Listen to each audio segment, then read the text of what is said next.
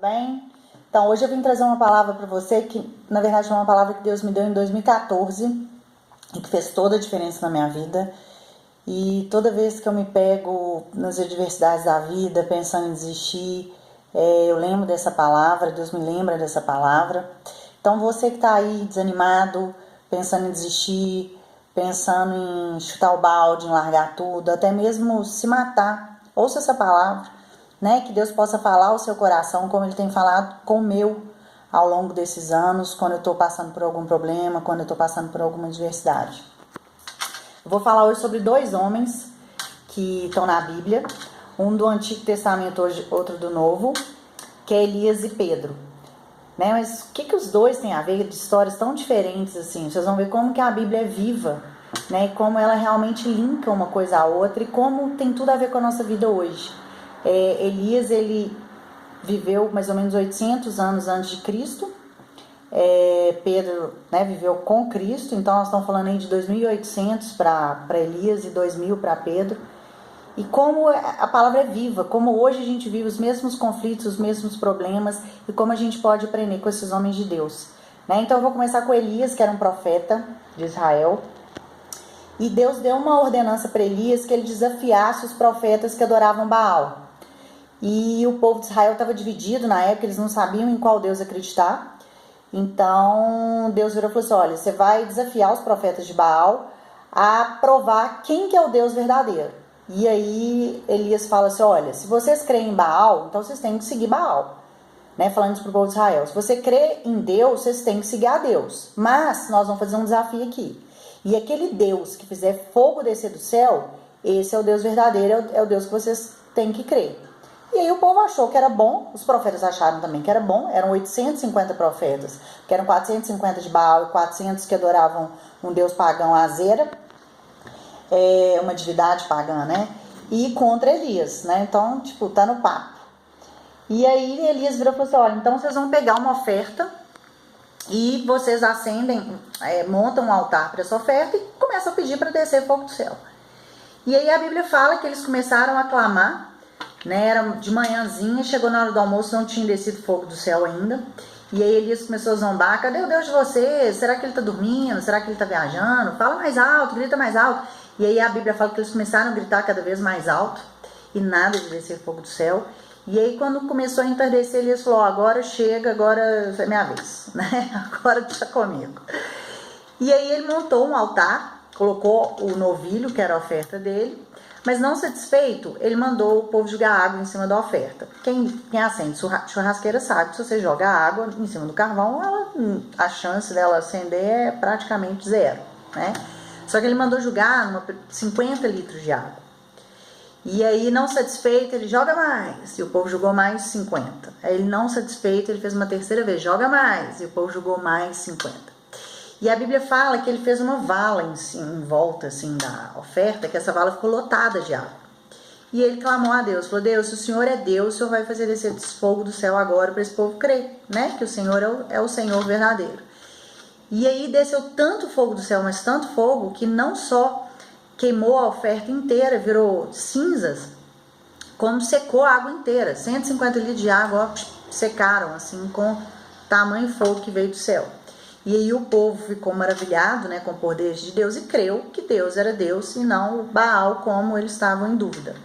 E aí os profetas foram mortos à espada e assim foi o que aconteceu. Só que aí tinha a rainha e esses profetas, eles eram como se fosse a elite da época. Então eles frequentavam o palácio e tal, e a rainha ficou louca com o que tinha acontecido. E ela mandou um recado para Elias. Ela falou assim: olha, eu te aviso que amanhã eu vou te matar como você matou meus profetas. E aí a Bíblia fala que ele teve medo, que ele correu para dentro da caverna, se escondeu e começou a clamar a Deus. Falou: Deus, me mata então, porque eu já fiz tanta coisa mesmo, se eu vou morrer por essa mulher, eu prefiro morrer pela mão do Senhor, me mata. Então essa é a primeira história.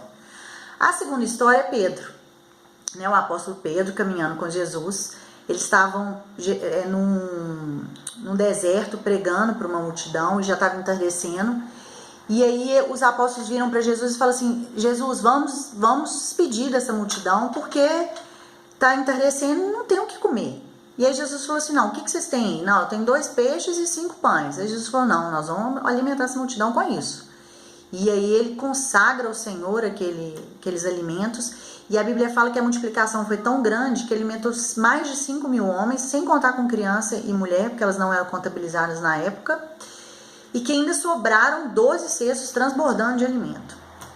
Depois disso, Jesus fala com os discípulos, olha, vocês pegam um barco, vão andando, que eu encontro com vocês, porque eu preciso orar. E aí passou um tempo, Jesus resolveu estar com os discípulos, e aí ele foi caminhando sobre as águas. Os discípulos ficaram muito assustados, acharam que era assombração, e Jesus falou, oh, sou eu, calma e tal. Aí Pedro falou assim, Senhor, então se é o Senhor mesmo, me faz ter com o Senhor.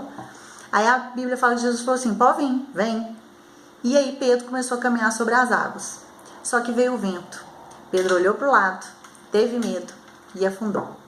O que essas duas histórias têm a ver? O que essas duas histórias têm a ver com você? Né? Olha só, 2 homens, 2 milagres, assim, de cair o queixo. Né? Imagina, um fogo desce do céu de forma sobrenatural, o outro com 2 peixinhos e 5 pães alimenta uma multidão, sem contar que anda sobre as águas, que já é algo sobrenatural, né? Então, 2 homens que presenciaram algo, tipo assim, maravilhoso vindo de Deus, mas que olharam para as circunstâncias, tiveram medo e, tipo, um pediu para morrer e o outro afundou. Então, eu venho te questionar hoje, assim, qual que tem sido o seu medo? Né? Qual que tem sido o seu desespero? Em que você tem pedido para Deus para morrer? O que você tem desanimado? O que você tem afundado na sua vida? Né? O que essa palavra tem para nos ensinar? Existe um Deus na nossa vida que é poderoso para fazer infinitamente mais do que pedimos ou pensamos. É um Deus que faz coisas sobrenaturais na minha e na sua vida. Só que às vezes a gente tira o foco desse Deus e vai esquecendo do que ele já fez na nossa vida, ou do que ele é capaz de fazer, ou do que ele já fez na vida de pessoas ao nosso redor, e começa a olhar para as circunstâncias. Né? Elias teve medo, matou 850 homens e teve medo de uma ameaça de uma mulher. Pedro caminhou sobre as águas, ajudou Jesus a alimentar 5.000 pessoas e teve medo do vento. Por quê? Porque eles olharam para as circunstâncias e tiraram o foco de Deus. Então, o que Deus quer nos ensinar nessa noite? Independente da adversidade que você está passando, independente do problema que você está passando, independente do tão sofrido que tem sido. Olhe para o Senhor, olhe para as promessas dele na sua vida, olhe o que ele já fez por você ao longo da sua vida. Não tire o foco dele. Se Pedro não tivesse tirado o foco de Jesus e olhado para o lado, olha só, ele estaria caminhando sobre as águas, quem estaria do outro lado? Jesus. Ele teria continuado. Mas a Bíblia fala que veio o vento, ele olhou para o lado e teve medo e afundou. Qual adversidade que tem te feito ter medo? Sabe, a gente tem um Deus que a gente tem que virar para o problema e falar o tamanho do nosso Deus. E não falar para Deus o tamanho do nosso problema. Quantas vezes a gente fala, Deus, olha o que está acontecendo comigo. Não, problema, olha o tamanho do meu Deus. Olha o que ele é capaz de fazer. Então assim, que nessa, através desse vídeo, que Deus possa fortalecer sua fé. Que você possa mesmo ter esperança de um Deus que deu a vida por você, por amor a você. Se ele deu a vida por você, o que é resolver um problema para você? Não é nada. O problema é que às vezes a gente só busca a Deus quando a gente já não tem força mais, quando já é a última solução. Deus tem que ser a primeira coisa. Deus tem que ser o primeiro que a gente tem que pensar. Mas principalmente, a gente tem que focar no Senhor, caminhar sobre as águas, andar firme, não olhar para o vento, não olhar para a ameaça, não olhar para a falta de dinheiro, não olhar para o desemprego, caminhar firme sobre as águas, porque quem está esperando do outro lado, quem está nos esperando do outro lado, é Jesus de braços abertos. Amém? Deus te abençoe. Se gostou desse vídeo, curte, compartilha, clica lá na página Brunch das Florzinhas, que essa palavra possa propagar e abençoar cada vez mais e mais pessoas. Um beijo, até a próxima. Tchau!